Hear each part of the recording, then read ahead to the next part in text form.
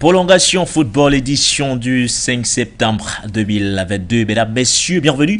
Bon après-midi, bienvenue surtout dans cette nouvelle production de la semaine. On parlera football, on parlera pratiquement des Lions indomptables du Cameroun, de cette présélection de 36 joueurs. La liste donc de Rigobert Song, le sélectionneur manager des Lions indomptables du Cameroun, qui a donc présélectionné 36 joueurs au total. On note quand même des grands retours, en l'occurrence au poste de défenseur central avec le retour de Nicolas Nkoulou au poste de milieu de terrain.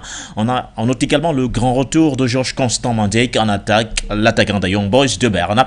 Il s'agit bien sûr de celui qui évolue de ce côté, Jean-Pierre Samet, qui fait également son comeback, lui qui n'avait plus été convoqué depuis 2019 dans la tanière des Lions indomptables. Voilà donc en quelque sorte les grands comebacks. Il y a également de nouveaux visages qui font leur apparition dans la tanière.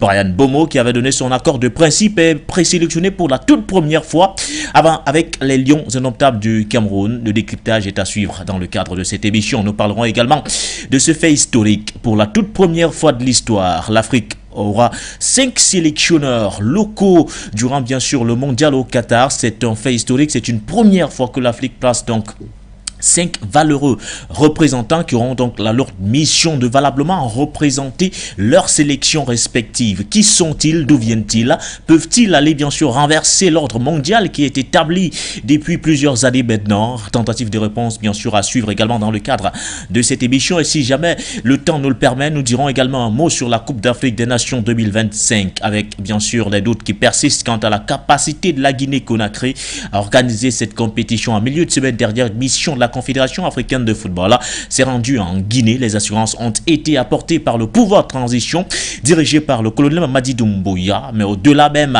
de toutes ces assurances-là, on se questionne quant à la capacité de la Guinée à organiser cette compétition, surtout que sur le terrain, rien n'a encore observé jusqu'ici. Une inadéquation quand on sait surtout que c'est depuis 2014 que la CAF a officiellement attribué l'organisation de cette compétition à la Guinée-Conakry. Voilà donc les trois principales thématiques sur la table cet après-midi. Pour en parler, ils sont deux en présentiel. Il faut le dire clairement, si la magie opère, on retrouvera Lance Goïvogui du côté bien sûr de la Guinée pour essayer bien sûr d'avoir quelques éléments de réponse également en provenance de Conakry. Voilà donc ainsi décliné les différentes thématiques. Le panel, je vous le présente juste après cette transition.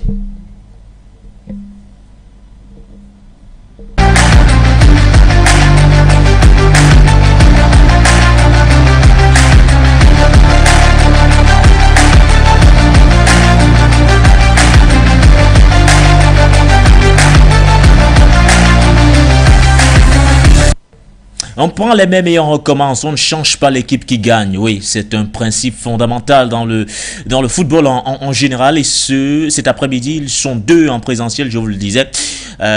Tout d'abord, Loïc Eloche-Foka, qui nous fait l'honneur d'être des nôtres cet après-midi une fois de plus. Bonsoir, monsieur. Bonsoir Baudelaire, bonsoir tous les téléspectateurs de For You Media. Bon lundi, j'espère que vous débutez très bien cette semaine.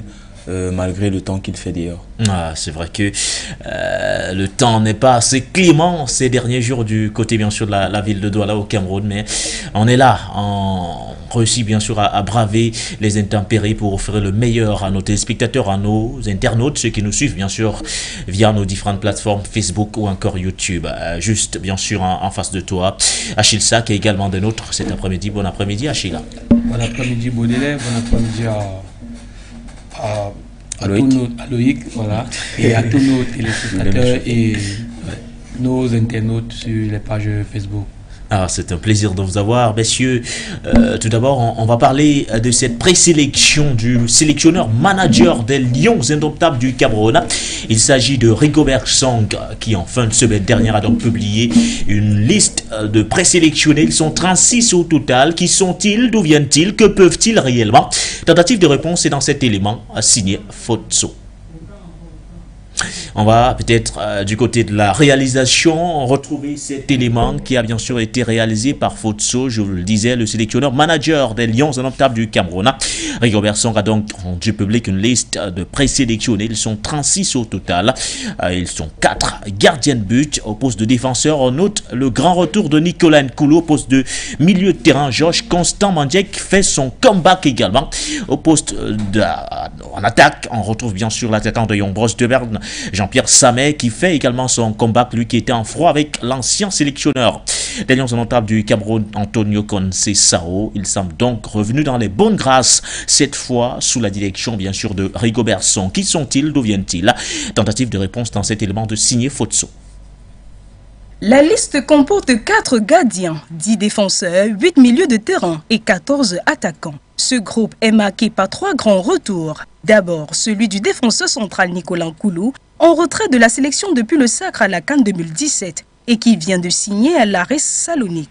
Ensuite, celui du milieu défensif Georges Mandiek, plus appelé depuis la CAN 2019, lui aussi champion d'Afrique en 2017. Enfin, celui du buteur des Young Boys de Berne, Jean-Pierre Samet, en froid avec le précédent sélectionné Tony Conceição, et plus appelé depuis 2019.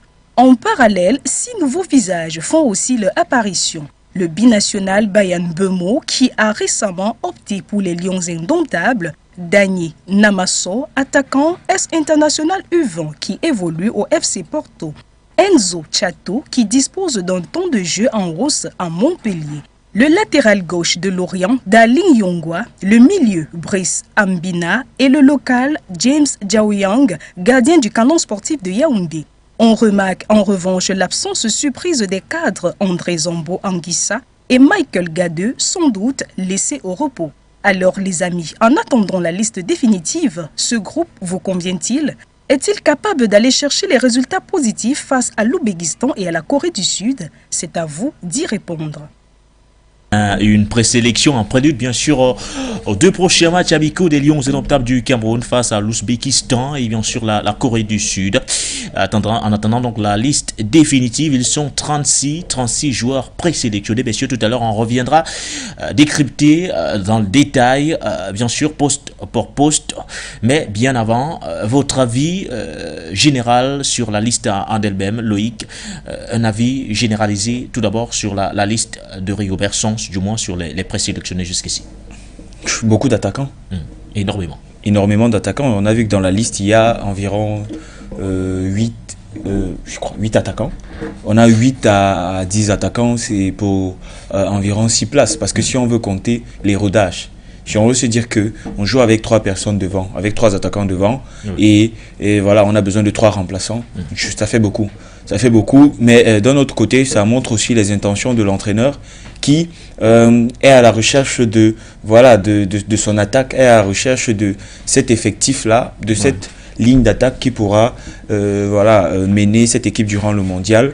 On en voit quelques nouvelles arrivées. Il y a l'arrivée de Jean-Pierre Samet qui est probablement le comeback surtout. Le comeback qui est probablement le footballeur camerounais le plus en forme du moment.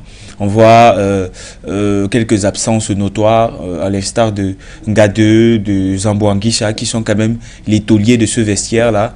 Des joueurs qui ont un vécu, qui par rapport aux autres joueurs de l'effectif ont quand même un certain vécu au sein de cette sélection nationale. On voit la présence aussi de André Onana malgré le faible temps de jeu, l'absence par exemple de Fabrice Ondoa qui réalise plutôt de belles saisons du côté de la Lettonie. Donc c'est un groupe qui sera intéressant à voir, surtout lorsqu'il faudra publier la liste définitive et on verra ce que ça va donner lors des 2 matchs amicaux. On verra ce que ça va donner lors des 2 prochains matchs amicaux des Lions indomptables du Cameroun. Achille Sack, comment la trouves-tu cette liste de Rigobert Song? En fait, de manière globale, je comprends pas en fait où le sélectionneur nous amène en fait. Je crois qu'il n'y a pas une politique claire parce que on sait tous que cette équipe a participé à la dernière CAN, elle a été brillante. Donc on s'attendait à ce qu'on ait un certain noyau de jeu et essayer de capitaliser. essayer d'ajuster au fur et à mesure que la compétition va se rapprocher. On sait que de la CAN pour la Coupe du Monde, il n'y avait pas assez de temps et il n'y a pas assez de matchs amicaux pour cette compétition. Donc là, lorsqu'on regarde cette équipe, on ne comprend clairement pas dans quel sens le sélectionneur va. Maintenant, lorsqu'on regarde de manière qualitative ou de manière quantitative cette sélection, on se rend compte qu'il y a des joueurs qui ont énormément un faible temps de jeu dans leur club, à l'instar par exemple de Darling Yongwa qui est un nouvel arrivant. Du FC Porto? Non, pas du FC Porto, de FC Lorient, FC qui est parti de Niort pour FC Lorient. Et lorsqu'on regarde l'arrivée de Nicolas Nkoulou et celle de Georges Constant Mandjek, on se dit peut-être que le sélectionneur veut ajouter un peu de l'expérience dans... D'ailleurs, on aura l'occasion de faire un gros plan sur ces joueurs-là, Nicolas Nkoulou et Georges Constant Mandjek. Voilà, que le sélectionneur veut peut-être ajouter de l'expérience dans son groupe. Parce qu'on se rend compte que dans cette liste-là, il y a à peine, en dehors de Georges Constant Mandjek et Nicolas Nkoulou, il y a à peine 3 joueurs qui ont les matchs de Coupe du Monde dans les jambes. Donc on se dit peut-être que M. Rigobert serait dans cette logique de ramener un peu de l'expérience pour encadrer les jeunes pousses de cette équipe. De toutes les façons, messieurs, prenons donc ces joueurs poste pour poste. Je vous le disais, avec le concours de la réalisation, on aura bien sûr les images à l'écran. On se rend bien clairement compte qu'au poste de gardien de but, par exemple, on a bien sûr André Onana, le gardien titulaire des Lions indomptables du Cameroun, qui est bel et bien présent.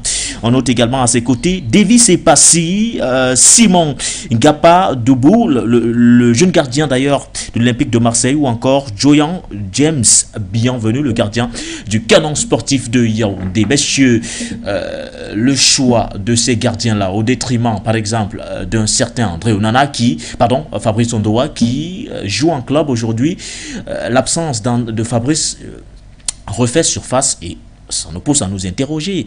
À une époque, on le disait clairement, Fabrice n'était pas convoqué à cause de son faible temps de jeu en sélection. Mais là, il semble avoir retrouvé un club. Il joue, pratiquement, il est même capitaine de son club, mais il n'est toujours pas convoqué. Qu'est-ce qui fait problème aujourd'hui? Est-ce qu'il y a un cas Fabrice Ondoa dans cette tanière? Dire qu'il y a un cas Fabrice Ondoa, je ne le dirais pas de cette... de cette oreille. Je pense qu'il y a une certaine hiérarchie qui a été établie au sein de cette sélection nationale. Fabrice Ondoa a eu l'opportunité, disons, il a été titulaire au poste de gardien de but, même quand ça n'allait pas bien en club et quand il connaissait des saisons difficiles. Mais sauf que d'un autre côté, on a eu l'émergence d'un gardien qui, des gardiens au plus fort potentiel en Europe, à l'instar d'André Onana, qui jouait constamment en club et qui jouait en plus de cela dans des clubs, dans des championnats assez relevés, et où la revenir au sein de cet effectif, surtout qu'il y a tout est déjà moulé. On a Davis Epassi qui est numéro 2 et je vois très mal Fabrice Ondoa venir accepter jouer les doublures, surtout en raison du passé qu'il a au sein de cette sélection. Et il y a quelques années de cela, André Onana lui-même avait exprimé son ressenti quant au fait d'être numéro 2 au sein de cette équipe.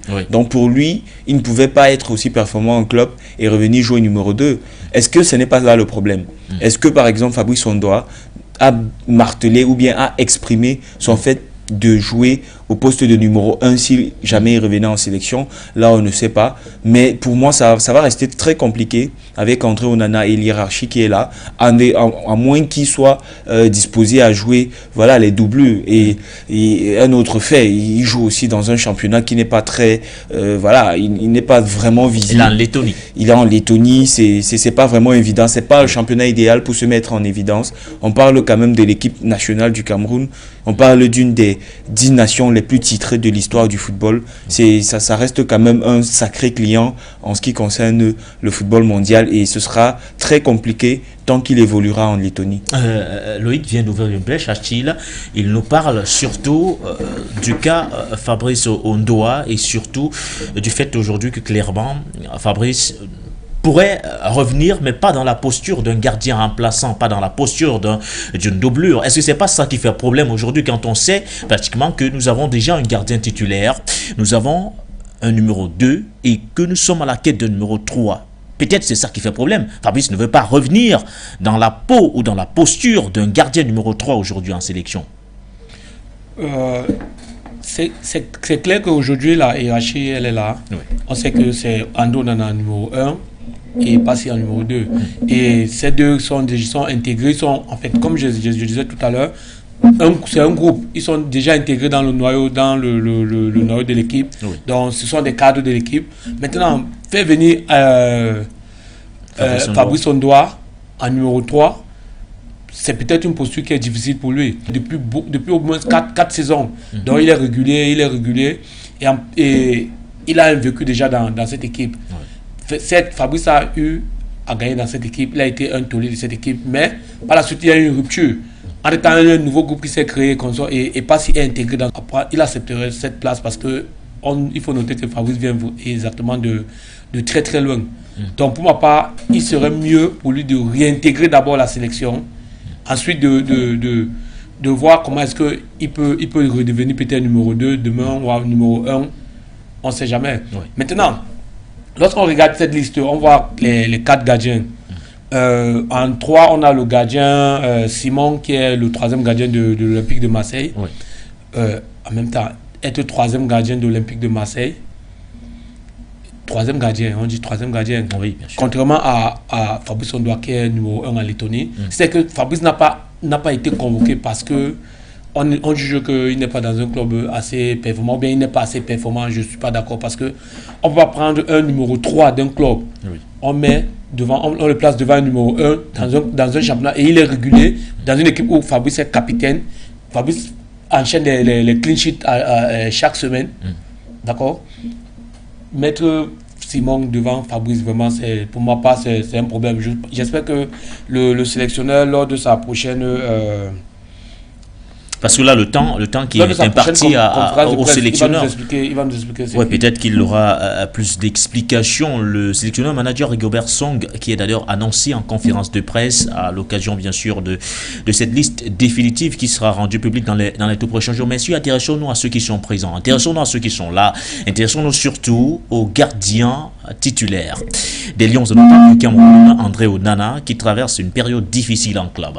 Toujours au cul de minute de jeu, Loïc. Toujours pas de match disputé sous les couleurs de l'Inter Milan. Sami Andanovic, il a pratiquement tout pris. Le capitaine de l'Inter aujourd'hui en train de mener la vie dure à André Onana. Je ne sais pas trop ce qui s'est passé. Je n'ai pas les détails du contrat parce qu'il faut le dire, il a signé un contrat. Peut-être qu'il y a eu des concessions qui ont été clairement faites. Mais je ne sais pas ce qui s'est passé. Mais André ne joue toujours pas. Est-ce qu'il faut s'inquiéter? Oui, il faut s'inquiéter. Il faut le rappeler. André Onana, c'est le gardien titulaire de l'équipe nationale du Cameroun. C'est le dernier rempart. Comme Sir Alex Ferguson l'a dit, une attaque te fait gagner des matchs, mais une défense te fait gagner des titres. Donc je veux dire que si on a à cœur d'aller très loin dans cette compétition, il faudrait qu'on ait vraiment un rempart sur qui se reposer. Parce que dans l'histoire des plus grandes campagnes, des compétitions, bien des équipes, il y a toujours eu un gardien derrière qui est capable de vous sortir un gros match et délivrer toute une équipe. Mais aujourd'hui, on se rend compte que le gardien titulaire, il y a le temps de jeu qui est nécessaire. Je pense que dans tout ce qu'on fait, cette année, c'est une année particulière et dans tous les compartiments du jeu, dans tous les clubs, on se rend compte que des joueurs font des choix des clubs. Aujourd'hui, pas en fonction du standing du club, mais par rapport à la position qu'ils vont occuper dans ce club-là. Pour moi, ça reste étonnant. Ça reste étonnant, oui. Il a peut-être fait 9 mois de suspension. Il n'a pas joué au football. Il est revenu, il a fait ce match. Mais après, même à l'Ajax, on a vu qu'il avait perdu certains automatismes et qu'il était plus enclin à commettre d'erreurs. Il a commis énormément d'erreurs. Même ici, durant cette CAN, il a été la cible de nombreuses critiques. Et il est retourné à l'Ajax. Il n'a plus jamais retrouvé une place de titulaire. Laissez-moi vous dire que lorsque vous regardiez les matchs de l'Ajax Amsterdam, vous voyez, oui, il a eu à faire de bons matchs. Mais il y a eu, le nombre d'erreurs s'est multiplié. Il sortait facilement parce que les automatismes ont disparu. Et aussi, plusieurs gardiens ont fini leur carrière comme ça. Je vous parle par exemple du gardien de Chelsea, Kepa. Kepa qui, une fois qu'il a retrouvé... Oui, c'est vrai que avec l'arrivée d'Edouard Mendy, il a retrouvé une place de numéro 2 parce qu'il avait déjà perdu voilà, de ses capacités. Mais maintenant, cette place de numéro 2 ne l'a pas été. Il est allé de mal en pire, au point où aujourd'hui, il est numéro 2 confirmé. Donc, ce que je veux dire, c'est que, oui, c'est vrai, on va dire que, voilà, c'est un gardien talentueux, mais on a besoin de compétition pour montrer effectivement que, voilà, on reste pas talentueux en raison de la connaissance. Il faut, dans la compétition, prouver qu'on est toujours un gardien de classe mondiale. Sinon, voilà, il risque d'aller sur la partie descendante, il ne va jamais progresser. Et ça reste, et c'est inquiétant puisqu'il a quoi, 25, 26 ans. Un gardien arrête sa carrière en moyenne à 35 ans, 36 ans. Un gardien peut jouer au niveau jusqu'à ses 35 ans. Donc, on peut dire qu'il a encore 10 ans de carrière devant lui. Et si maintenant, la courbe est descendante, dans quel club il se retrouvera dans 2 ans? Il ira jouer en Chypre, ou bien en Lettonie, ou bien il ira jouer en 3e division espagnole? Non. Pour le potentiel qu'on connaît de ce garçon, je pense qu'il a besoin de compétition, il a besoin de jouer au plus haut niveau et ce sera bénéfique pour l'équipe du Cameroun. Bénéfique pour l'équipe nationale du Cameroun. On connaît pratiquement la hiérarchie jusqu'ici, affichée notamment au poste de gardien de but avec bien sûr au poste de numéro 1, André Onana, au poste de numéro 2, Davis Passy. Les Lions sont donc à la quête d'un numéro 3. Ça pourrait être bien sûr le gardien du canon sportif de Yaoundé, Joyan James, bienvenue. On ne sait jamais, en tout cas. On verra bien ce que Rigobert Song nous réserve, ou encore le jeune portier de l'Olympique de Marseille, Simon Ngapa Ndobo, qui est convoqué également est présélectionné pour la toute première fois avec les Lions indomptables du Cameroun. Messieurs, passons au poste de défenseur. On note bien sûr la présence de Faye Collins, Olivier Baizo, Nicolas Nkoulou, Castelletto Jean-Charles, Enzo Djali Chato, Biaïnou Tolo, Darling Yongwa, Enzo Ebossé, Oumar Gonzalez ou encore Wu Christopher, qui avait fait ses débuts avec le Cameroun à l'occasion bien sûr de la 2e journée des éliminatoires de la Coupe d'Afrique des Nations 2023, avec ce match bien sûr face au Burundi. Wu Christopher qui a également changé de club entre temps du côté bien sûr de la Ligue 1 française. Monsieur, je voulais qu'on fasse un gros plan sur le retour de Nicolas Nkoulou, champion d'Afrique avec le Cameroun en 2017. On se souvient de ce coup de tête où il battait bien sûr El Hadari au stade d'amitié d'Angondji. C'était le 5 février 2017. Nicolas Nkoulou qui égalisait après un but bien sûr de El Neni. Depuis 2017, Nicolas Nkoulou n'a plus côtoyé la tanière des Lions indomptables du Cameroun. Juste après la compétition, il avait souhaité, ou du moins il avait mis sa carrière internationale entre parenthèses. Décidément, il a ouvert les parenthèses. Nicolas Nkoulou, lâchez le sac.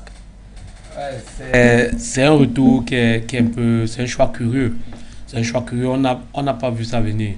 Moi, j'attendais beaucoup de noms, sauf le nom de Nicolas Nkoulou. Je pensais que Nkoulou et l'équipe nationale, c'était une vieille histoire. Donc, j'ai été très, très surpris de voir le retour de Nicolas Nkoulou. Maintenant, d'aucuns diront que Nicolas Nkoulou n'a pas sa place dans cette sélection parce que Loïc, surtout, Loïc dira que... Parce que je le vois, il te regarde. Hein. Il attend personnellement que tu touches Nicolas Nkoulou le point sensible et derrière, il réagira. Oui, que Nicolas Nkoulou n'a plus sa place dans cette sélection. Je tiens à rappeler que Nicolas Nkoulou, c'est plus de 500 matchs en carrière. C'est le défenseur camerounais depuis les années 2010. C'est le défenseur central camerounais à la plus grande valeur intrinsèque. Donc pour ma part, c'est le plus talentueux en fait de tous les défenseurs depuis centraux. 2010. Oui. Maintenant, en sélection nationale du Cameroun. Maintenant, on sait que Nicolas Nkoulou, entre 2017 et 2022, il a fait 3 bonnes saisons avec Torino. Il a fait 3 bonnes saisons avec Torino. Il a été 2 fois meilleur joueur du club élu par les supporters. Maintenant, entre 2021 à aujourd'hui, Nicolas Nkoulou n'a pas tellement joué. Parce que quand on prend les statistiques, Achille, il n'a disputé que 3 matchs avec Watford. Il a signé à Watford en provenance du Torino.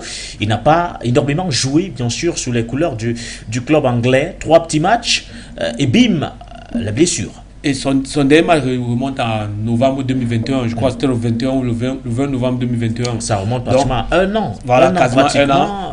Et il vient de rebondir dans un club du côté de la Grèce. Oui, du côté de la Grèce. Donc, pour ma part, la grande énigme, c'est l'état de forme de Nicolas Nkoulou. Maintenant, Nicolas Nkoulou, pour ma part, si il est dans une bonne forme physique, je pense que Nicolas Nkoulou peut nous apporter quelque chose. Ah, s'il est dans un bon état physique, il peut nous apporter quelque chose. L'avis tranché d'Achille Sack sur la question, Loïc. Je te voyais regarder Achille quand il prenait la parole, surtout quand il voulait revenir sur la présence de Nicolas Nkoulou. Comment tu justifies le retour d'un Nkoulou? Sur quoi Rigobert Song s'est appuyé pour rappeler Nicolas Nkoulou en sélection? Je n'ai rien à dire pour justifier cela. Pour moi, ça reste une décision lunaire, hallucinante. Aujourd'hui, je me pose des questions, évidemment, sur sa présence dans cet effectif. Nicolas Nkoulou, il a un très beau vécu au sein de cette sélection nationale. Il fait partie de cette génération qui nous a remporté la dernière Coupe d'Afrique au Gabon. Mais on a affaire à un joueur ça va faire bientôt 1 an, qui n'a pas joué un match, qui a été secoué ces derniers mois par des pépins physiques, on n'est même pas sûr qu'il pourra tenir 90 minutes. Dites-moi ce qu'il fait là. On est dans un processus de reconstruction. Il faut peut-être que je vous rappelle qu'à la Coupe du Monde, on va affronter la Suisse, on va affronter la Serbie, on va affronter le Brésil. 3 équipes qui sont dans le top 30 mondial. Donc c'est-à-dire que naturellement dans cette poule, le Cameroun est le dernier, je veux dire sur le classement FIFA, le Cameroun est le dernier adversaire. Et chaque week-end, on voit Mitrovic qui empile les buts en première ligue. On voit Kostic qui empile les prestations magnifiques à Juventus. On voit Vlahovic, on voit Vinicius Junior, on voit Anthony du Brésil, on voit Yann Sommer de la Suisse, en Allemagne. Mais dites-moi, par rapport aux objectifs en appelant Nicolas Nkoulou, jamais. Tout à l'heure, on parlait de l'expérience. Tout à l'heure, on parlait de l'expérience de l'homme. On parlait de son vécu. Achille relevait qu'il est quand même l'un des rares avant. Il est l'un des plus expérimentés du groupe. C'est-à-dire, il y a également cet aspect-là qu'il ne faut pas négliger, le fait qu'il pourrait revenir en tant que grand frère, en tant que celui qui a eu déjà à disputer des Coupes du Monde et qui pourrait mieux encadrer ses jeunes frères. Peut-être, je ne sais pas trop. Bien sûr, c'est ça que je m'appuie. Je disais tantôt que pour ma part, Nicolas Nkoulou, c'est 500 matchs en carrière. Lorsqu'on regarde la liste de présélectionnés là, d'aucuns ont 3 matchs. En fait, on les cite, les rescapés de la Coupe du Monde 2010, Aboubacar, Vincent, Choupo-Moting, il n'y en a plus, pratiquement, si ce n'est Nicolas Nkoulou qui fait son comeback. Oui, et Georges Constant Mandjek. Donc, ils sont très peu aujourd'hui, ces rescapés. Nicolas Nkoulou, c'est plus de 500 matchs en carrière. D'aucuns sont là dans la liste des présélectionnés. Il y a certains qui ont 3 matchs en professionnel, qui ne sont même pas titulaires dans leur club actuellement, qui ne sont pas titulaires. Donc, c'est bien beau, Loïc, de mettre le doigt sur la compétitivité. La compétitivité, la régularité et consort. Je peux rappeler que Chateau, il a 3 matchs en pro et aucun match titulaire. Avec Montpellier. Il fait des matchs quand même, le jeune Chateau. Il ne fait pas les matchs, il fait des bouts de matchs. Il n'a pas 5 matchs en pro, il fait des bouts de matchs. Il entre à 10 minutes, 5 minutes, il fait des bouts de match. Est-ce qu'il assure quand il entre? Chateau n'a pas 30 minutes dans les jambes. Darling Yongwa, qui a fait peut-être une belle saison l'année dernière, la saison dernière en Ligue 2 avec Niort. Cette saison, il n'a pas transféré à Lorient. Oui, cette saison à Lorient, il a à peine 10 matchs dans les jambes. Donc, pour ma part, je pense, je redis encore que dans cette liste de défenseurs-là, valeur intrinsèque, talent, le plus talentueux, c'est reste Nicolas Nkoulou. Maintenant, dans quel état de forme on aura Nicolas Nkoulou? Dans quel état de forme on aura? Certes, Nicolas Nkoulou aura 33 ans en décembre. 33 ans, il est plus proche de la fin que du début. Mais je reste encore convaincu que Rigobert Song est dans la logique de ramener un peu de l'expérience dans cette tanière pour accompagner les jeunes pousses. Mais l'expérience dans la tanière, Loïc, tu veux rebondir sur ce sujet? Mais l'expérience, j'ai envie de dire à Achille, mais on a par exemple un gars 2. Donc, il n'est certes pas dans la liste actuelle. Il est également champion d'Afrique en 2017. Il est également champion d'Afrique. Et depuis pas mal d'années, on compose sans Nicolas Nkoulou. Ça fait 5 ans. Ça fait 5 ans qu'on compose sans Nicolas Nkoulou. 5 ans quand même. Ça fait quand même 5 ans. Je veux dire qu'il n'est pas un maillon indispensable pour cette défense camerounaise. Ce n'est pas un joueur dont on a besoin actuellement. On n'a pas besoin de Nicolas Nkoulou. Hier encore, son club a joué. Harris, je connais pas tout le nom. Thessalonique. Contre le PAOK, c'est match nul, il était sur le banc. Il n'était pas blessé, il était sur le banc pour la troisième fois avec ce club-là. Il est talentueux. Je pense qu'on reste trop dans. On est nostalgique. On est plutôt nostalgique, je vais le dire. Ça fait 2 ans aujourd'hui que, depuis son passage à Torino, il ne montre plus rien d'intéressant. Parce que oui, à Watford, il a quand même. Il a joué combien de matchs? 3 matchs à Watford. 3 matchs. Donc on parle là d'un joueur qui a joué moins de 10 fois sur combien d'années? Sur 2 ans. Sur 2 ans, on parle d'un joueur qui a été épargné par les blessures. Ça montre que c'est un joueur sur qui on ne peut pas se reposer. Parce que si un joueur se blesse autant, en moins d'1 an et demi, premièrement, ça montre qu'il n'a pas une bonne hygiène. On est d'accord. On est d'accord. Parce que s'il se blesse autant, et je pense que c'est la raison pour laquelle aujourd'hui, Nicolas Nkoulou, malgré le talent qu'on lui connaît, il n'évolue pas dans un club plus huppé. Parce qu'après bien le Torino, il pouvait remonter la barque. Il est allé en première ligue. Oui. Mais Donc, je veux dire qu'aujourd'hui, Nicolas Nkoulou, pour moi, n'a pas sa place au sein de cet effectif. Il ne va rien apporter. Bon, son expérience, oui. S'il veut apporter son expérience, autant mieux qu'il intègre le staff. Parce que sur le terrain, on n'a pas besoin de lui.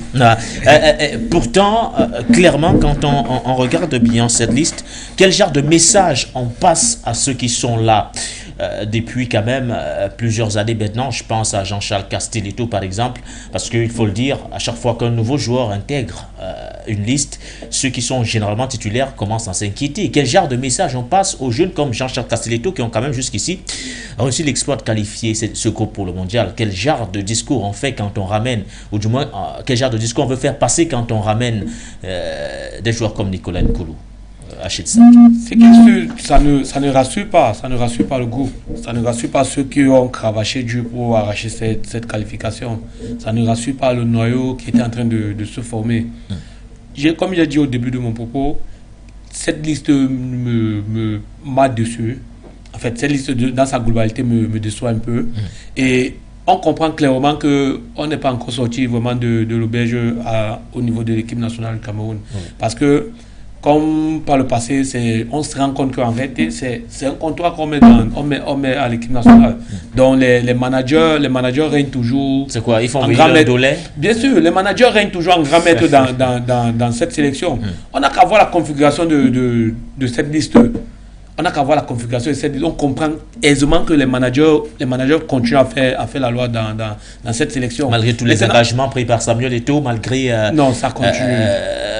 Tout le dynamisme qu'il est en train de mettre pour changer, bousculer, voire créer un climat beaucoup plus apaisé, ces pratiques-là devraient être normalement prohibées. En principe. Mais on se rend compte que ça continue. On n'a qu'à voir la construction de cette équipe. On n'a qu'à voir. Les joueurs, on a des joueurs qui jouent en Ligue 2.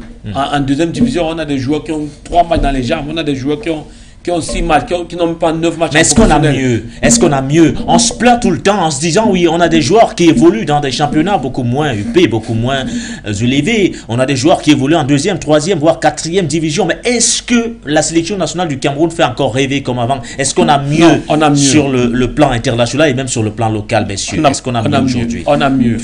Parce que tirer les joueurs. Non, mieux, c'est-à-dire, est-ce qu'on a des joueurs qui jouent encore au haut niveau? À l'époque, à une certaine époque, on avait des joueurs qui évoluent au Barça, qui évoluaient à Arsenal, qui évoluait dans des plus grands clubs. Aujourd'hui, la sélection nationale n'est plus celle qu'elle était avant. Au-delà, on n'a pas mieux que Zamboanguissa qui n'est pas dans cette équipe. Donc on a mieux. D'ailleurs, on reviendra sur l'absence de Franck Zamboanguissa.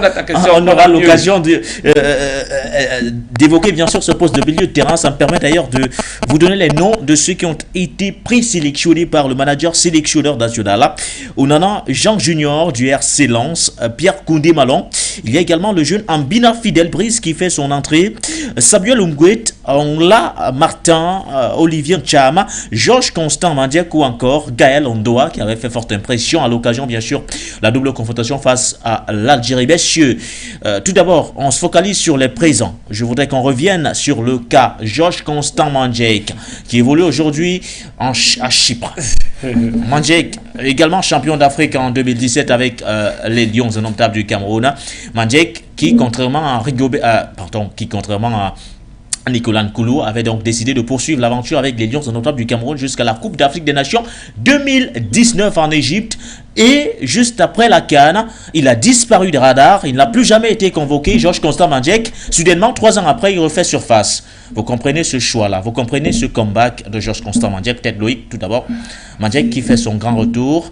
Est-ce à dire qu'on en avait besoin, ou alors il y a une autre raison qui explique ce retour de Georges Constant Mandjek? Je suis toujours dans la Tu es dans les vapes toujours, je sais pas trop. dans la logique de ce que j'ai dit tout à l'heure par rapport à Nicolas Nkoulou, des décisions surréalistes.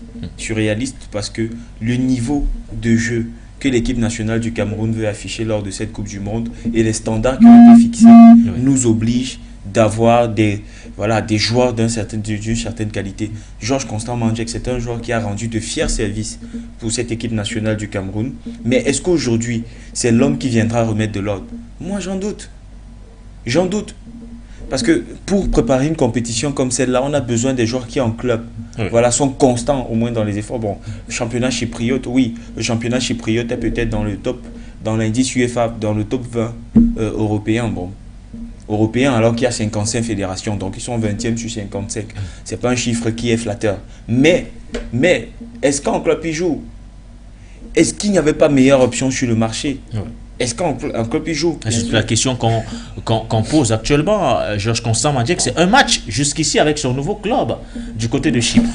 Son nouveau club, lui, mais les saisons précédentes... Il a changé de club. Lui, il vient de changer de club. Mais les saisons précédentes, je rappelle que les saisons précédentes, Georges Mandjek est l'un des milieux de terrain camerounais qui a eu le plus de temps de jeu. Je suis d'accord. Là, il est arrivé dans un nouveau club. Est-ce qu'il joue? Parce que non, la base de ces listes, c'est quoi? Voilà, on sélectionne les meilleurs, les joueurs qui se sont illustrés. Mais comment est-ce qu'un joueur qui ne s'est même pas illustré en club réussit à être sélectionné? Quel est le rôle qui viendra? Oui, je vous le dis, j'ai l'impression qu'on reste campé sur ce qui a marché avant. Mais au football, tout va très vite. Celui qui était très bon il y a 2 saisons, si il n'est pas constant dans les efforts, il n'est pas constant dans les performances, c'est plus le même joueur.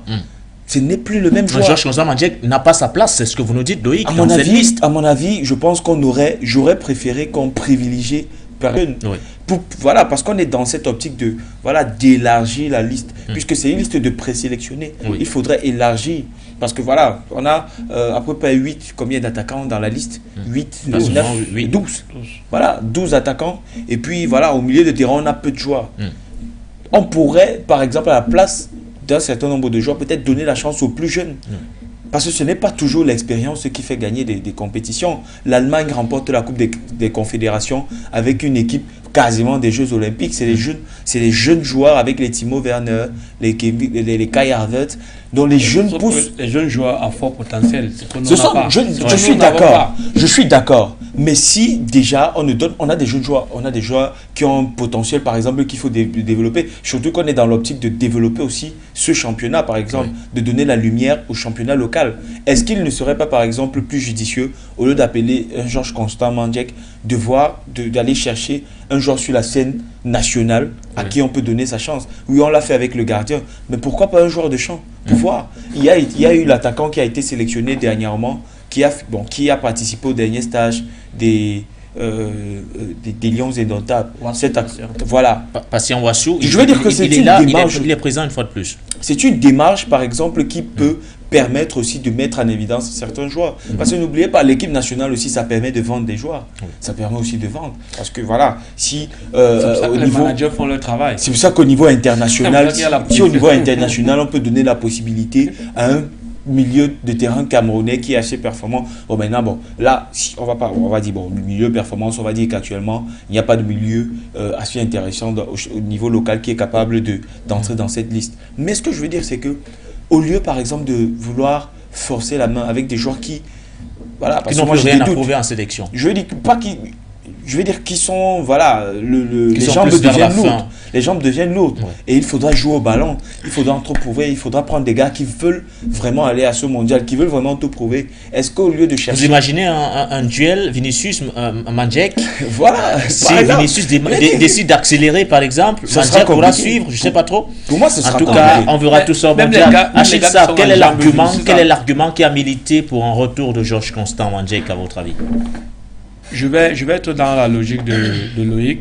Enfin, un point sur lequel vous êtes d'accord. Enfin, je vais être dans la logique de Loïc parce que le milieu terrain du Cameroun, c'est le secteur le plus fourni. C'est le secteur où on a le plus de joueurs à fort potentiel. On a les gars comme les gens, on en a qui ont prouvé qu'ils peuvent. Un nouveau joueur du RC Lens. Voilà, ils peuvent apporter dans cette équipe. On a Gaël Ondoa, malgré le fait qu'il joue en deuxième division, en deuxième division allemande, qui a prouvé qu'il peut apporter quelque chose. Donc pour ma part, vraiment, Georges Constant a rendu de fiers services à cette équipe nationale. Il est peut-être en plus de retirer un je crois qu'il serait plus judicieux d'amener des gars qui ont envie de sortir encore des crocs. Vous voyez, d'où peut-être je peux justifier la présence. C'est-à-dire, vous êtes d'accord pour un retour de Koulou en défense, mais vous êtes contre un retour de Mandjek au milieu de terrain. Bien sûr, parce que le milieu de terrain, je soupçonne Achille d'être un avocat défenseur de. C'est pas trop du tout. Nicolas Koulou. Non, du tout. Je reste dans une logique technique. Le milieu de terrain, c'est le compartiment le plus fourni de notre équipe nationale. Ça veut dire qu'il y a plus d'assurance au milieu de terrain qu'en défense. Par contre, en défense, nous avons tous vu lors de la double confrontation face à l'Algérie, on s'est rendu compte que nos défenseurs, surtout Gade, avaient des problèmes de lecture de jeu. Il avait des problèmes de relance et consorts. Or, on sait que Nicolas Koulou excelle dans ce domaine. Donc, c'est une solution. Nicolas Koulou peut être une solution pour notre charnière. Par contre, au milieu de terrain, le terrain est franchement fourni, avec des joueurs à fort potentiel. Donc, pour ma part, ramener de la pression, ramener Mandjek, qui va peut-être mettre de la pression aux jeunes pousses. Je pense que pour moi, ce n'est pas une bonne idée. C'est pas une bonne idée de ramener Georges Constant Mandjek, surtout qu'on le sait au poste de milieu de terrain. Ils sont nombreux à postuler, notamment Pierre Koundé Malon, Jean Junior Onana, le nouveau joueur du RC Lens. Il y a également Ambina Fidel Brice, Martin Angla, Olivier Cham, le joueur de Swansea du côté de la Championship, deuxième division en Angleterre, ou encore Gaël Ondoa d'Hanovre en deuxième division du côté bien sûr de l'Allemagne. Messieurs, le grand absent de ce milieu de terrain, c'est bien sûr Franz Ambouanguissa, le joueur de Naples, qui malheureusement n'a pas été présélectionné par le sélectionneur manager des Lions indomptables du Cameroun. Je ne sais pas trop parce que les versions divergent. Rien qu'à écouter ce qui circule depuis plusieurs jours maintenant, d'aucuns s'amusent à dire oui. Anguissa a demandé un peu de temps de repos à l'entraîneur Rigobert Song. D'autres disent que oui, le discours finalement de Samuel Eto'o prend tout son sens dans cette absence de Franck Ambouanguissa, le discours selon lequel personne n'a sa place assurée dans cette équipe. L'absence de Franck Ambouanguissa. Ça reste. Je veux dire que ça reste assez. Je regrette. Je regrette par exemple le fait que ces listes ne soient pas dévoilées au terme d'une conférence de presse. Parce qu'on a besoin... Peut-être qu'on aurait plus d'explications. Voilà, on aurait besoin parfois de savoir ce que... Parce que là, on ne peut que spéculer. Oui, tout ce qu'on fait, c'est ce qu'on spécule. Parce que voilà, il y a des informations qui divergent. Il y en a qui disent que voilà, Ambouanguissa a demandé du temps de repos. Mais d'autres personnes s'amusent à dire que le discours de Samuel Eto'o, par exemple, prend effet. Surtout qu'on sait que durant le dernier rassemblement des Lions, c'est-à-dire durant les matchs de qualification pour la Coupe d'Afrique des Nations, il y a eu des frictions, il y a eu des altercations entre certains joueurs du vestiaire qui aujourd'hui sont absents de la liste de Rigobert Song. Et on a en droit de se poser, est-ce qu'ils ne payent pas par exemple le prix de l'indiscipline? Est-ce que ce n'est pas une sanction ou bien c'est vraiment le repos qui a été demandé pour ces deux cas? Là on va tout juste spéculer, mais aujourd'hui je remets encore la question des conférences de presse. On aimerait vraiment qu'à l'avenir, si la FECAFOOT ou bien le sélectionneur peut, au terme de l'annonce de ces listes, pouvoir donner le maximum d'éléments afin qu'on puisse vraiment être fixé sur le choix des hommes. C'est quand même dommage de ne pas le retrouver alors qu'on le sait, il est en forme avec Naples. Il a délivré une passe décisive à l'occasion bien sûr de la dernière journée de Serie A, c'était face à la Lazio de Rome, lui qui a délivré la passe du but qui a permis à Naples de s'imposer. Franck? Moi je crois en Ambouanguissa. Parce que pour ma part, au milieu de terrain, c'est notre meilleure arme. Maintenant, je refuse de croire la théorie selon laquelle il a demandé, en fait, s'est entretenu avec le sélectionneur où il a demandé de le ménager. Je refuse de croire à cette théorie parce que, déjà, imaginez-vous, par exemple, dans une sélection comme la sélection de l'équipe de France, où un joueur qui a raté un rassemblement, parce que, disons-le ainsi, le dernier rassemblement des Lions, tous les Lions ont été mauvais, y compris Zamboanguissa qui a été très très mauvais. Et maintenant, il est parti, ils sont tous rentrés en club sous une critique. Il y a une sélection qui arrive, il y a 2 matchs amicaux qui sont en vue. Je pense que ça fait partie des derniers matchs qui vont nous mener vers la liste finale pour le mondial. Maintenant, ceux qui sont là ont pratiquement 30% de chances de figurer dans la liste définitive pour la Coupe du Monde. Généralement, maintenant, notre sélectionneur peut toujours nous prendre à contre-pied. Donc, je pense que Zamboanguissa gagnerait à être dans cette sélection, faire ces 2 matchs amicaux et montrer de quoi il est capable. Parce que depuis le début de saison, on voit tous que Zamboanguissa est dans la forme de sa vie. Et lui-même a déclaré qu'il veut faire sa meilleure saison. Sa meilleure saison. Et j'ose croire que sa meilleure saison, puisque il y aura, cette saison sera atypique, il y aura la Coupe du Monde entre le début et la fin de la saison. Donc il y aura la Coupe du Monde. Donc je pense que quand il dit une meilleure saison, il complète avec la Coupe du Monde. Ça veut dire aussi bien en club qu'en sélection. Voilà. Donc, pour ma part, je refuse cette logique selon laquelle il s'est entendu avec le sélectionneur. On refute cette logique, donc, selon laquelle il aurait demandé un peu de temps de repos quand même à Rigobert Song, le sélectionneur manager des Lions indomptables du Cameroun. Messieurs, parlons des attaquants. Le poste le plus fourni jusqu'ici, avec bien sûr Brian Bemo, l'attaquant de Brentford, qui est présent, tout comme Ignatius Ganago, le nouveau joueur du FC Nantes, Georges Kevin Nkoudou du Beşiktaş Istanbul, Choupo-Moting du Bayern de Munich, Stéphane Baoken qui s'est engagé avec Kassim Passa du côté de la Turquie, Kaltoko Ikambi de l'Olympique Lyonnais, Moumi Gabaleux de Young Boys de Berne, Abouaka avec Vincent Alsnar en Arabie Saoudite, Didier Lamkelzi, Daniel Namasso Lauder du FC Porto, Christian Bassogug, le joueur de Shanghai chinois du côté de la Chine, Leandre Tawamba de Al Taoun en Arabie Saoudite, Samé Jean-Pierre de Young Boys de Berne ou encore Patient Wassou de Coton Sport de Garoua. Patient Wassou qui a réalisé un match phénoménal. C'était hier à l'occasion bien sûr du match retour qualificatif pour le championnat d'Afrique des Nations Algérie 2023. Le Cameroun qui s'est donc imposé et qualifié grâce à 2 passes décisives du jeune attaquant de Coton Sport de Garoua, Patient Wassou, qui justifie merveilleusement bien sa présélection dans cette liste de Rigobert Song. Messieurs, je voulais qu'on fasse bien sûr un gros plan sur un nouveau venu. Il s'agit bien sûr de Daniel Namasso Lauder, le joueur du FC Porto qui fait son entrée dans cette tanière.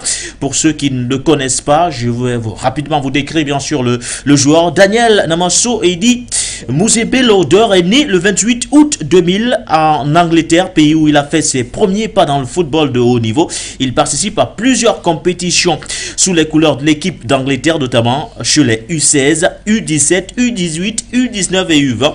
Le secrétaire du FC Porto totalise à son compteur une Liga Portugal, une Coupe du Portugal, une Super Coupe du Portugal et une Coupe du Monde U17 remportée bien sûr avec la sélection nationale de l'Angleterre, obtenue de ce côté. C'est donc finalement avec les Lions indomptables du Cameroun qu'il poursuivra sa carrière internationale. À quelques mois de la Coupe du Monde de football, est-ce qu'on peut dire, Loïc Elochoka, qu'il s'agit d'une bonne pioche pour le Cameroun?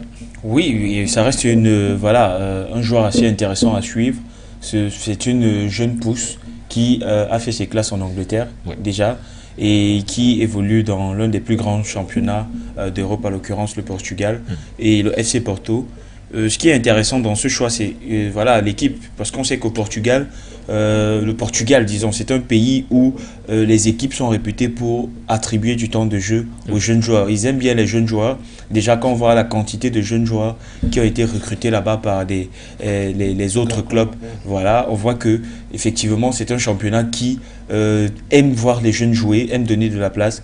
Maintenant, ce sera à lui de faire le maximum d'efforts pour avoir le temps de jeu d'un titulaire. Mais moi, je suis convaincu, de par les qualités, il n'a qu'à travailler pour atteindre ce niveau. Et aujourd'hui, quand on regarde le poste d'attaquant du Cameroun, ça fait quand même plusieurs années, depuis le départ de Samuel Eto'o, on n'a pas un véritable attaquant sur qui on peut se reposer. Oui, on a Vincent. Je veux dire qu'Aboubacar Vincent, il a réalisé une bonne CAN. Mais rappelons-nous qu'en 2017, il n'était pas titulaire au sein de cette équipe camerounaise. Les prestations n'étaient pas étaient assez mitigées. Ouais. Il nous donne, oui, certes, cette CAN en 2017, mais il entre en cours de jeu. Il avait perdu complètement son statut de titulaire. Mais je pense qu'avec le temps, il a pris des responsabilités. Ouais. Il est capitaine de cette sélection aujourd'hui et il a réalisé une bonne CAN. Mais il a 30 ans. Il a 30 ans, donc il est plus proche de la fin que voilà, du début de carrière. Il serait intéressant d'avoir au moins voilà, un autre joueur sur qui on pourra entrevoir voir l'avenir au poste de numéro 9 de cette équipe nationale du Cameroun. Et au niveau des jeunes joueurs aujourd'hui, on n'en a pas beaucoup. Oui, c'est vrai que Samuel Eto'o fait des pieds et des mains pour convaincre le jeune Hugo du Paris Saint-Germain qui voilà, est en ballottage entre le Cameroun et la France. Mais voilà, au cas où cette piste échouerait, il serait important de savoir qui va occuper le poste de numéro 9 durant les prochaines années. Parce qu'on n'est pas sûr qu'Aboubacar Vincent, après cette Coupe du Monde, disputera encore une Coupe du Monde avec l'équipe du Cameroun. Il a fait ses clashes chez les U16, U17, U18, U19 et même U20 avec la sélection nationale de l'Angleterre. Il a même été sacré champion de la Coupe du Monde en U17, bien sûr avec la même sélection anglaise. Finalement, il a dit oui au Lion, c'est indomptable du Cameroun. C'est une bonne pioche pour vous de réussir bien sûr à l'amener en sélection à 2 mois et demi du mondial. C'est la belle surprise de cette sélection. C'est la plus belle surprise. Donc on a eu le plus beau joyau. Pour ma part, c'est un joueur comme même s'il ne joue pas énormément en club. Hein. Oui, bien sûr, c'est un jeune joueur. C'est un jeune joueur et en même temps, il vient de débuter avec jusqu'ici. Oui, il vient de débuter avec le FC Porto, comme le disait Loïc. Le Porto, c'est un club qui prend des jeunes joueurs et les met en valeur pour les revendre un peu plus cher. Donc, avec sa jeunesse et ses qualités, j'ose croire que le Porto va miser sur lui et pour qu'il puisse franchir un cap. Maintenant, au niveau de l'équipe nationale, je crois qu'il va beaucoup nous apporter. Il va beaucoup nous apporter sur un poste où on a souvent tâtonné. Aboubacar a fait une superbe CAN. Aboubacar a fait des bons matchs à l'équipe nationale, mais Aboubacar n'a pas toujours été un joueur constant. Donc on aura besoin de celui-là qui peut reprendre le flambeau, qui peut amener, associé par exemple avec des nouveaux venus tels que les Brahim, Bemo et consorts. Je crois que c'est l'avenir de notre équipe. L'avenir de la sélection nationale du Cameroun, notamment au poste d'attaquant. Il s'agit bien sûr de Daniel Namasso Lauder. Vous l'aviez sur votre petit écran à l'instant, avec bien sûr le concours de la réalisation. Ce jeune joueur devait 2 ans qui honore donc sa première présélection avec l'équipe nationale du Cameroun. Un autre qui est là depuis 2010, il s'agit d'Éric Maxime Choupo-Moting. Il traverse également une période difficile en club, messieurs. Toujours pas la moindre minute de jeu avec le Bayern. Je vous regarde, je ne sais pas trop qui va se prononcer en premier sur le cas Éric Maxime Choupo-Moting. Toujours pas 2 minutes de jeu, toujours pas de temps de jeu. Il est au banc. On a l'impression qu'il se rejette son statut, peu importe le club dans lequel il évolue. On l'avait vu avec le Paris Saint-Germain. Il était content et ça avait suscité même des scènes de liesse dans le vestiaire parce qu'on se disait c'est toujours le mec qui est content même quand il est sur le banc de touche. Il était l'ami de tout le monde. Ouais. Il était l'ami de tout le monde dans le vestiaire parce qu'il ne se passait jamais, il n'était jamais mécontent de son statut. Et aujourd'hui, nous sommes à 2 mois du mondial. On se demande, mais quel Choupo-Moting on aura pour cette Coupe du Monde? Oui, on se demande avec tous les droits quel Choupo-Moting on aura, surtout que on a vu au sein de l'équipe nationale durant notamment la CAN et ces derniers matchs, on a vu que dans le rôle qu'il occupait, il aurait pu être plus important au sein de cette équipe. Il a un rôle un peu plus bon, disons, il a atteint la maturité footballistique. Il arrive à un niveau où il a une certaine clairvoyance, il voit mieux le jeu, il sent mieux les coups, mais malheureusement c'est un potentiel qui n'arrive pas encore à exploiter à son plein maximum parce qu'il est dans un club où avoir du temps de jeu c'est difficile. On espérait qu'avec le départ de Lewandowski, il aurait eu un peu plus de... Sauf que le départ de Lewandowski, l'arrivée de Sadio Mané... Mais sauf que Sadio Mané n'est pas un joueur axial. Au fond, c'est pas un joueur axial, c'est un joueur de côté. Et puis qui quitte de son côté pour rentrer dans l'axe. Avec Thomas Müller aussi qui est là à côté. Justement, et je pense que ça a été à l'origine de plusieurs discussions à Liverpool même, puisque Jürgen Klopp l'utilisait parfois à l'axe. Un secteur de jeu qu'il n'affectionne pas particulièrement parce que lui préfère quitter de son côté et aller marquer des buts, alors que Choupo-Moting c'est un joueur qui avec le temps s'est mué en véritable numéro 9. Donc ça reste quand même compliqué pour lui de se faire une place dans cet effectif, mais il va rester dans cette équipe du Cameroun. Il sera en quelque sorte le super sub, sera le joueur qui sera sur le banc de touche. Mais son rôle en sélection dans tout ça, malgré son faible temps de jeu, vous le voyez dans quel rôle? Celui de grand frère, celui qui a traversé toutes les Coupes du Monde jusqu'ici, de 2010 à 2022. Je le vois plus s'il sera aligné ou pas. Quel rôle? De toutes les façons, moi je le vois bien en tant que leader du vestiaire. Mais voilà, je suis le banc de touche. Il est vice-capitaine ou capitaine? Il est vice-capitaine. Il est vice-capitaine, voilà. Donc je le vois bien dans ce rôle de leader parce qu'au sein de cette attaque, il y a quand même de nouveaux venus. Il y aura Bryan Mbeumo, il y aura Omonsola qu'il faudra encadrer. Tous ces jeunes qui sont jeunes en âge et aussi... Namasso, oui, effectivement. Omonsola, c'est le gardien. Effectivement. Merci.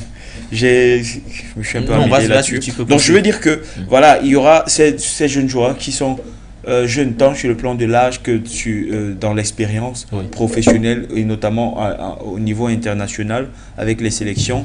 Donc il sera intéressant pour Choupo-Moting avec son vécu et avec sa position actuelle au Bayern de Munich, parce que si je veux faire le parallèle entre Nicolas Nkoulou et Choupo-Moting, Choupo-Moting, lui, il est sur le banc de touche au Bayern de Munich. D'un top club. Donc c'est mieux d'être sur le banc de touche au Bayern que d'être sur le banc de touche en Grèce. Ce que je veux dire, c'est qu'en tant que remplaçant, déjà l'année dernière, il a montré des choses intéressantes au Bayern.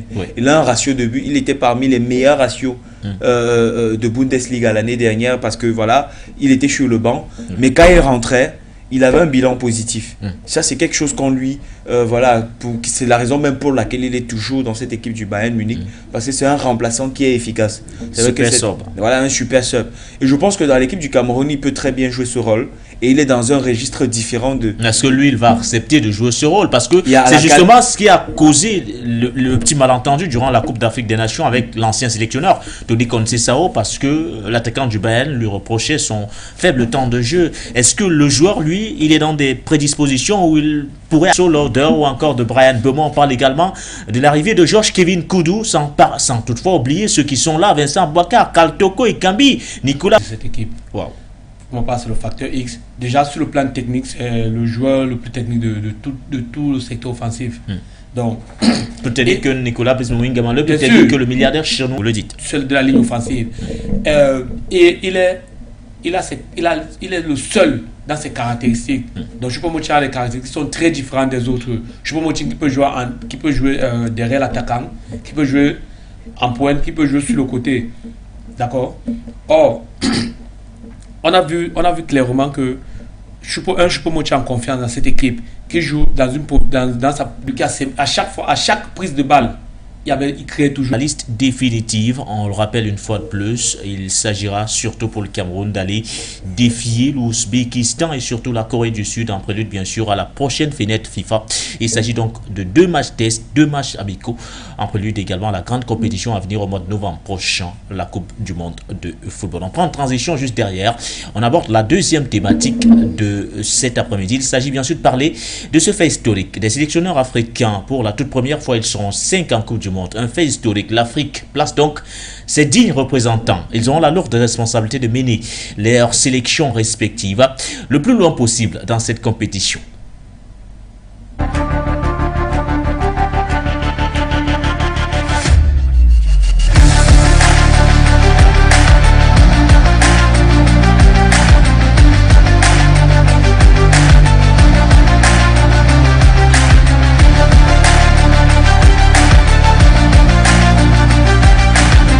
du Ghana ou encore Jalel Kadri de la Tunisie. Voilà donc les 5 sélectionneurs locaux qui seront présents au Qatar. Oui, ce sont tous des Africains. C'est la particularité. C'est ça qui rend encore ce fait historique. C'est ce que nous dit d'ailleurs Fotso dans cet élément.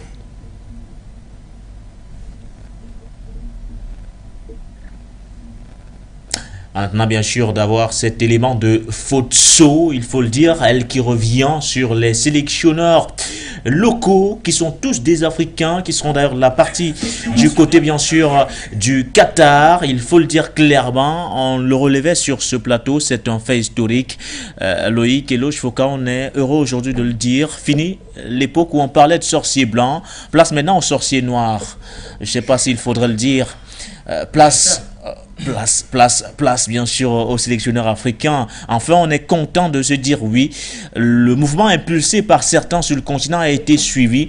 Et en 2022, l'Afrique sera représentée au Qatar, bien sûr, par 5 sélectionneurs africains. Une première dans l'histoire. J'espère. J'espère qu'on a dit, tout à l'heure, tu as dit Baudelaire, place que c'est fini. C'est fini avec l'époque durant laquelle il y avait la possibilité, disons pas la possibilité, ou de l'époque durant laquelle les sélectionneurs étrangers étaient à la tête de l'équipe nationale. J'espère vraiment que cette époque elle est révolue, parce qu'il est temps d'attribuer cette reconnaissance à ces entraîneurs africains là qui se battent pour faire évoluer le championnat. Aujourd'hui, ça fait 5 sélections africaines qui vont au mondial au Qatar. 5 sélectionneurs locaux, c'est un signe qui est fort. C'est un signe qui est fort. Ça montre aujourd'hui que les fédérations ont vu ce qui s'est passé durant les dernières années avec les sélectionneurs et ils veulent vraiment mettre la lumière là-dessus.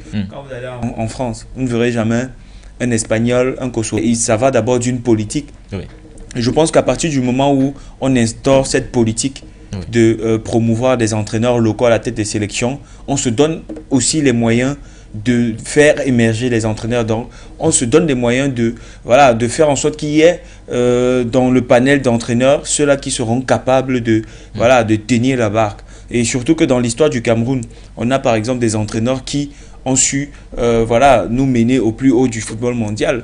L'entraîneur, on gagne les Jeux Olympiques avec un entraîneur local. Jean-Paul Akono. Donc on voit qu'il y a énormément de choses qui ont été faites avec des entraîneurs locaux. Et aujourd'hui, c'est un signe fort. On a d'anciens footballeurs. On a aujourd'hui Henri Bedimo qui, peut-être des gens ne le savent pas, qui fait ses classes d'entraîneur tout doucement en France. Donc il y a un panel de joueurs. Il y a Achille Webo qui a été même dans le staff de Beşiktaş. Donc ils sont nombreux.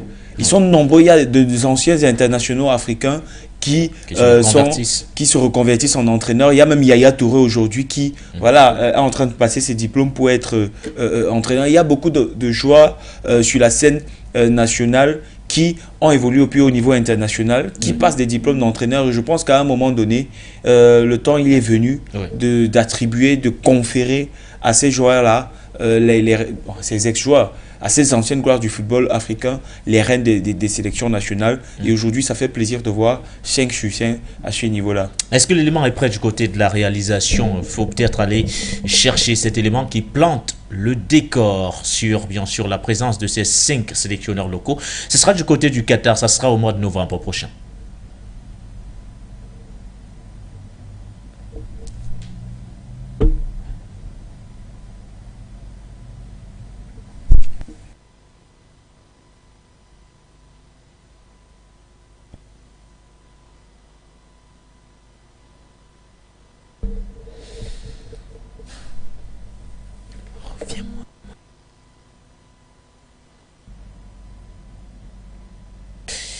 Voilà, on n'aura finalement pas cet élément dans le cadre, bien sûr, de cette émission de prolongation football sur For You Télévision. Peut-être permettre également à Achille de dire un mot là-dessus.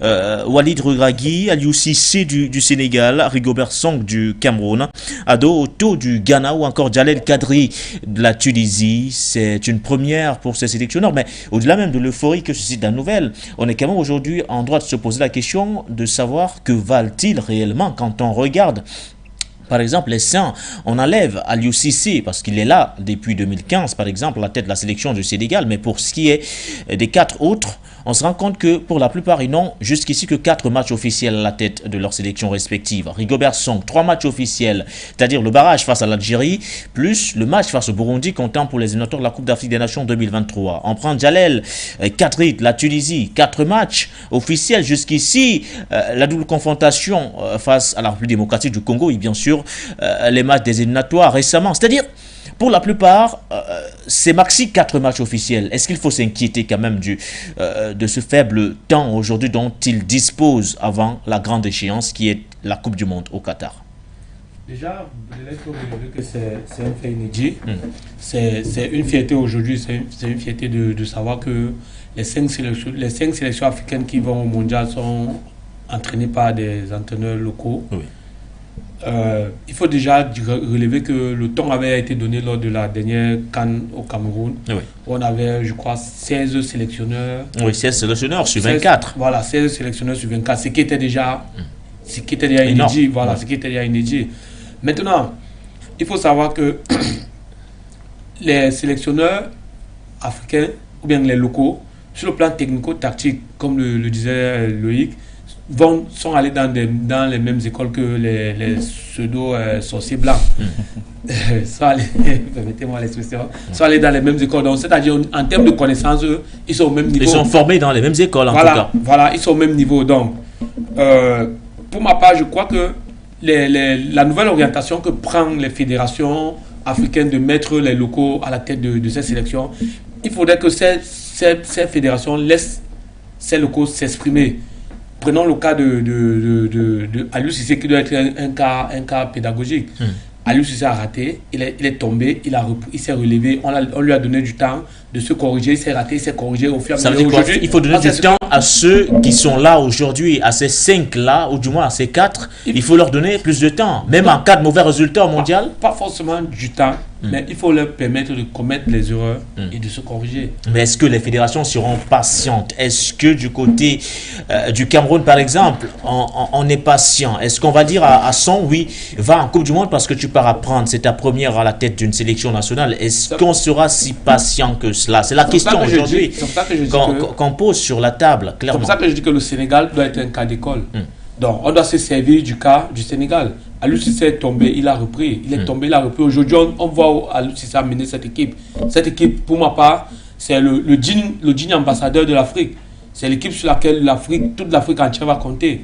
Donc, qu'on donne aussi le temps à ces locaux, comme on a donné aux expatriés, aux expatriés, qu'on leur laisse le temps de travailler, qu'on ait une politique qui va les amener à franchir un palier. Maintenant, pour revenir au fait sur le temps qu'il leur est imparti, c'est-à-dire celui de trouver rapidement un très bon dispositif, celui de développer rapidement des automatismes au sein des différents groupes dont ils disposent, en vue bien sûr de la prochaine échéance. Est-ce que vous trouvez qu'en 2 mois et demi pratiquement, ils auront, je vais dire quoi, ils vont secouer sur le bon arbre pour que les bons fruits en retombent, ou alors ça sera compliqué, difficile pour eux d'aller défier les plus grosses nations de football au monde? Non, pour les nations africaines, déjà défier les plus grandes nations mondiales, c'est compliqué.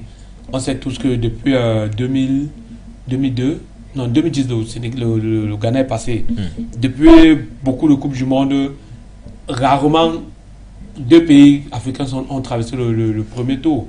Donc on sait tous que en termes de niveau, sur le plan européen, les grandes nations européennes ou mondiales sont largement au-dessus des nations africaines. Maintenant, on espère que toutes ces sélections feront bonne figure dans cette compétition. Maintenant, pour revenir au faible temps au faible niveau... au petit temps, voilà, c'est-à-dire le laps de temps dont disposent justement ces entraîneurs. Je suis de ceux qui pensent qu'il y a des événements qui renforcent des groupes. Nous sommes là 3 sur le plateau. Oui. Si on se retrouve dans une condition extrême où on se retrouve dans une guerre, forcément, on va nouer certaines aptitudes pour... On va nouer certaines aptitudes. Donc je crois que les matchs de qualification poussent beaucoup que les trois autres, en dehors du sélectionneur marocain, les trois autres ont qualifié leur équipe pour le mondial. Donc, cette qualification qui était un match, qui était 2 finales. Oui. Donc, je crois que. Mais c'était que sur 2 matchs. Si on prend vraiment. C'est sur 2 matchs, mais c'est sur 2 matchs hyper difficiles, tant sur le plan technique que sur le plan émotionnel. Donc, je crois que sur ces 2 matchs-là, ces sélectionneurs ont pu quand même avoir ce qu'on appelle. Avoir un certain noyau, maintenant qu'ils vont essayer de réajuster jusqu'à la Coupe du Monde. Mais le cas Walid Regragui, Loïc Eloge-Foka, lui aujourd'hui, il préoccupe énormément. Pourquoi? Parce qu'il remplace un certain Vaïd Alidodik qui a qualifié le Maroc pour la Coupe du Monde, mais qui malheureusement ne sera pas de la partie au Qatar. Walid arrive dans un contexte où, bien sûr, il n'a pratiquement aucune connaissance de la sélection nationale en elle-même. Il n'a encore aucun match avec le Maroc, compte tenu de l'échéance qui arrive. Est-ce que vous le voyez vraiment construire un groupe solide pour aller défier justement leurs différents adversaires en Coupe du Monde? Bien sûr, moi j'ai une totale confiance. Je pense que beaucoup de personnes parlent du Sénégal aujourd'hui comme l'équipe africaine avec potentiellement le plus de chances d'arriver, disons, le plus loin possible durant cette compétition. Mais beaucoup de personnes omettent le Maroc et à tort parce que l'ex-entraîneur Vaïd a quand même laissé un beau groupe. Oui. Une belle équipe formée. C'est vrai qu'il y a beaucoup de désillusions, mais c'est un beau groupe qui a été formé au sein de cette fédération marocaine. Donc, le nouveau coach va hériter d'un groupe assez solide et formé de joueurs de classe mondiale. Parce que quand d'un côté, vous avez Masraoui, vous avez Ziyech, vous avez Achraf Hakimi, vous avez Sofiane Boufal, vous avez Younes En-Neziri, vous avez Yacine Bonou qui est au goal, vous avez, vous avez Romain Saïs. À un moment donné, vous vous dites, waouh, on tient quelque chose. On tient quelque chose. Et je pense que l'objectif de cette fédération marocaine de football est, à long terme, que l'équipe nationale soit composée à 60% de joueurs locaux et 40% de joueurs qui évoluent à l'étranger. Et puis on a un entraîneur qui a sa parfaite maîtrise du football local. Voilà, c'est un entraîneur qui a remporté la Ligue des Champions avec le Wydad Casablanca, qui aujourd'hui est un club marocain. Voilà, qui réalise le triplé et qui est composé de plusieurs joueurs sur locaux. Donc, il y a au sein de cette équipe des joueurs qui peuvent venir appuyer ou bien garnir cet effectif du Maroc, et ça va en totale ligne avec les objectifs de la fédération. Il faut le mentionner, la fédération marocaine de football n'a pas pour objectif d'aller remporter la Coupe du Monde. Elle a un objectif à long terme qui est de bâtir une véritable puissance footballistique sur le plan international et sur le plan local. Quand je parle de local, je parle du continent africain.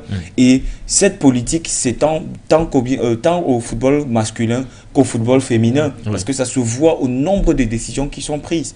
Si je me permets de revenir, de rementionner le championnat féminin qui a été lancé il y a 3 ans, et le fait que l'équipe du Maroc atteigne juste sa première finale de Coupe d'Afrique et qualifiée pour sa première Coupe du Monde de l'histoire. Tout ça en espace de 3 ans. Donc ça vous montre que l'objectif, il est à long terme. C'est une équipe qui veut vraiment s'inscrire sur la durée et même dans le choix des entraîneurs, même s'ils se cassent même s'ils se cassent les dents durant cette Coupe du Monde, je pense que le travail où il est attendu, c'est de bâtir effectivement cet effectif-là et de mouler une équipe compétitive sur le long terme qui pourra, si on ne sait pas, aller remporter d'abord la CAN, la prochaine CAN en 2024 et pourquoi pas continuer à se qualifier pour la Coupe du Monde 2026 et maintenant entrevoir des prestations plus flatteuses que sorties du groupe ou bien. Achille, vous êtes aussi séduit et optimiste quant à la capacité de Walid Regragui à pouvoir constituer un groupe aussi compétitif en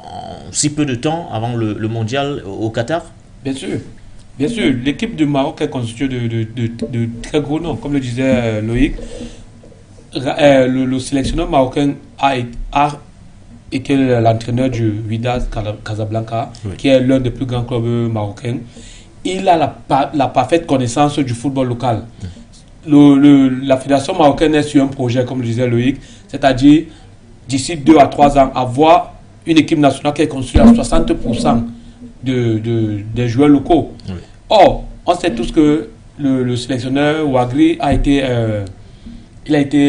élu meilleur entraîneur sur le plan local par la CAF lors des derniers awards. Donc, je pense que c'est l'homme de la situation. Ah, l'homme de la situation, en tout cas, nous regarderons cela de très près en ayant bien sûr des avis tranchés quand il le faut. Parce que voilà, il faut clairement le dire, ces sélectionneurs-là sont scrutés de près à l'occasion de cette 22e édition de la Coupe du Monde de football. Ce qui me permet d'ailleurs de vous remercier, messieurs, parce que nous sommes arrivés au terme de cette émission de prolongation. On n'aura malheureusement pas le temps d'évoquer le sujet sur la Guinée-Conakry avec bien sûr cette mission, la Confédération africaine de football, mais surtout les assurances qui ont été apportées par la partie guinéenne à la Confédération africaine de football. Nous en parlerons bien sûr lors de nos prochaines émissions. On aura l'occasion de revenir bien sûr sur cette thématique aujourd'hui qui reste quand même d'actualité. Merci Loïc d'être passé par ici. Merci Baudelaire, merci Achille et merci aux téléspectateurs de For You.